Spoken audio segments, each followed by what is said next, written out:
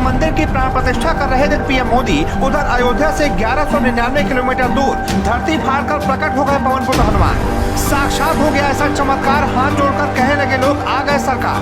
मिनटों में पूरी देश में खबर हो गई वायरल। आधी रात आया था सपना, फिर युवक के कहने पर बुलाया गया बाबा का बुलडोजर। आनंद फानन में मंदिर परिसर की गई खुदाई, फिर जो निकला उसे देखकर सबकी आंखें फटाई। जी, इधर अयोध्या धाम में प्रधानमंत्री नरेंद्र मोदी भगवान श्री राम की प्राण प्रतिष्ठा कर रहे थे, भगवान राम की पूजा अर्चना कर रहे थे। पूरा देश जय श्री राम कर रहा था।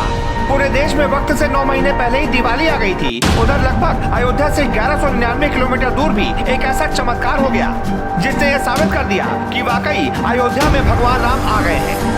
जी, इधर अयोध्या में जैसे ही भगवान राम की प्राण प्रतिष्ठा हुई, भगवान राम प्रकट हुए, उधर 1199 किलोमीटर दूर भगवान राम को देखते हुए उनके सबसे प्रिय दूत भगवान हनुमान भी प्रकट हो गए। चौंकिए मत, जब हमको यह खबर मिली थी हम भी इसी तरीके से चौंक गए थे, लेकिन अब हम जो बताने जा रहे हैं उसे बहुत गौर से सुनिएगा। दरअसल राजस्थान के डूंगरपुर जिले से यह खबर है। वो डूंगरपुर जो कि अयोध्या से 1199 किलोमीटर की दूरी पर है। डूंगरपुर जिला मुख्यालय के साबेला बाईपास पर स्थित श्री राम मंदिर परिसर में खुदाई के दौरान भगवान बजरंगबली की साक्षात मूर्ति निकलने से पूरी दुनिया हैरान रह गई। सलूम्बर जिले के जावेद निवासी युवक के कहने पर मंदिर परिसर में खुदाई करवाई गई थी। उसका दावा था कि उसे जमीन के भीतर मूर्ति गड़े होने का सपना आया था।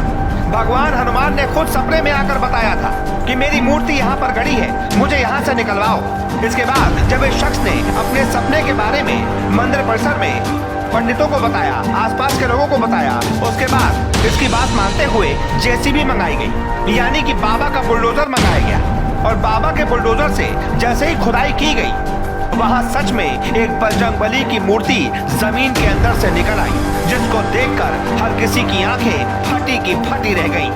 लोग इस मूर्ति को देखते ही जयकारे लगाने लगे, जय श्री हनुमान जय श्री राम के उद्घोष होने लगे।